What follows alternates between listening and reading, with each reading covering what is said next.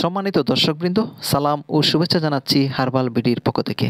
যে সমস্ত যুবক যুবতী ভাই বোনদের মুখে ব্রণ, মেস্তা, চুলি নিয়মিত ফুটতেই আছে এবং অনেকের ভালো হয়ে গেছে, কিন্তু সেখানে ব্ল্যাক স্পট কিংবা কালো দাগ রয়ে গেছে, ত্বক খসখসে হয়ে গেছে মুখমণ্ডলের এবং সৌন্দর্য, নমনীয়তা, কোমলতা নষ্ট হয়ে গেছে, তাদের জন্য নিম মাড মাস্ক দারুণ উপকারী রেমেডি হতে পারে।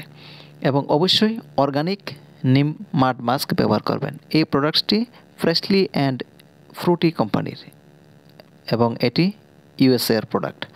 বাজারে আরও অন্যান্য কোম্পানির প্রোডাক্টস পাওয়া যায়, আমি এককভাবে শুধু একটি কোম্পানির জন্য সাজেস্ট করছি না। আপনারা যেটি ভালো মনে করেন সেটি ব্যবহার করবেন।